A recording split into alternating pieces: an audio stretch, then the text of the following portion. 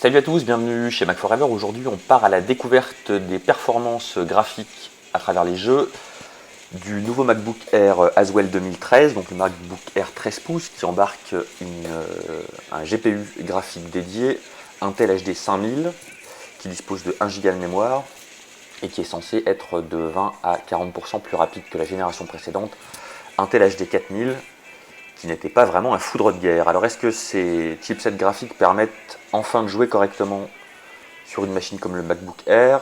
Le premier jeu qu'on teste, c'est Call of Duty Black Ops, donc un jeu assez récent, qu'on fait tourner ici en résolution native 1440 par 900 avec un niveau de détail élevé, et comme vous pouvez le constater, on a une expérience qui est bien fluide, de l'ordre de 30 frames par seconde, sans difficulté, sans lag particulier. Le deuxième titre plus récent qu'on essaye, c'est BioShock 2, là aussi en résolution native, niveau de détail élevé. Alors c'est un jeu qui présente beaucoup d'effets graphiques particuliers, des déformations, de l'eau, des réflexions. On dispose d'une grande palette d'ajustements pour faire correspondre la demande de puissance graphique avec l'équipement dont on dispose. Donc là, avec ce niveau de détail très élevé, l'expérience est assez fluide, mais on a quand même un petit décalage, un petit lag au niveau des commandes. Donc on va abaisser un tout petit peu le niveau de détail graphique. Vous voyez qu'on a quand même pas mal d'options pour le faire.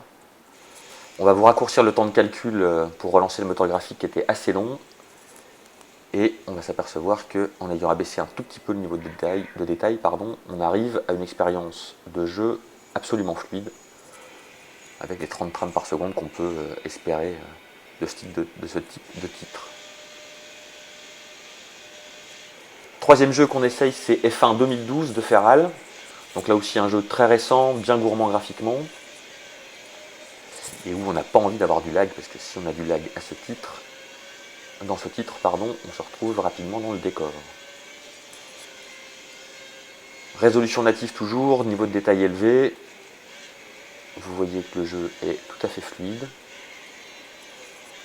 On a parfois de légers déchirements de trame, parce qu'on n'a pas activé l'option de synchronisation des trames, on aurait pu le faire. Mais vous voyez, l'expérience est concluante. F1 2012 tourne très correctement sur cette Intel HD 5000 et ce MacBook Air 13 pouces Haswell.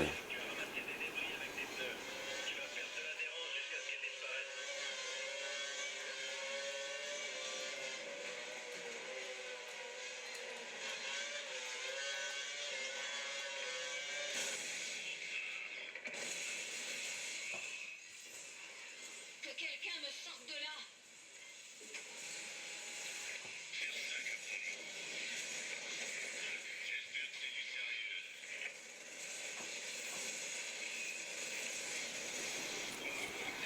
Dernier titre, qui est souvent un juge de paix en matière de performance vidéoludique, StarCraft 2. Donc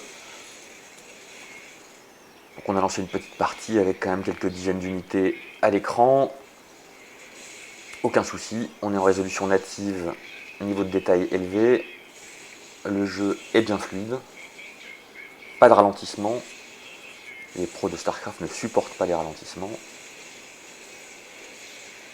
Et donc on peut dire que le jeu lui aussi fonctionne plutôt bien sur cette Intel HD 5000 et ce MacBook Air Haswell 2013. Alors évidemment, le MacBook Air, c'est pas la machine de choix des joueurs. Il vaut mieux qu'ils se tournent vers les MacBook Pro qui ont des cartes graphiques dédiées. Mais vous voyez, la Intel HD 5000 permet quand même d'avoir des performances dignes de ce nom. Ce qui renforce encore l'attrait de ce MacBook Air 13 pouces, qui est vraiment une excellente machine avec un SSD PCIe ultra rapide, une autonomie record grâce à Haswell. Vous pouvez compter une douzaine d'heures sans problème de fonctionnement. Alors peut-être pas en jouant à StarCraft non plus, mais vraiment ce MacBook Air 2013 est un excellent cru. Voilà pour ce petit aperçu de 4 jeux sur MacBook Air 13 pouces. On n'a pas cherché à vous faire des benchmarks très détaillés, mais simplement à vous donner un aperçu des performances ludiques que vous pouvez espérer sur cette machine. Et vous voyez, ma foi, résultat plutôt satisfaisant. Voilà, on espère que ça vous a intéressé et on vous dit à très bientôt sur Mac Forever, bien sûr. Ciao!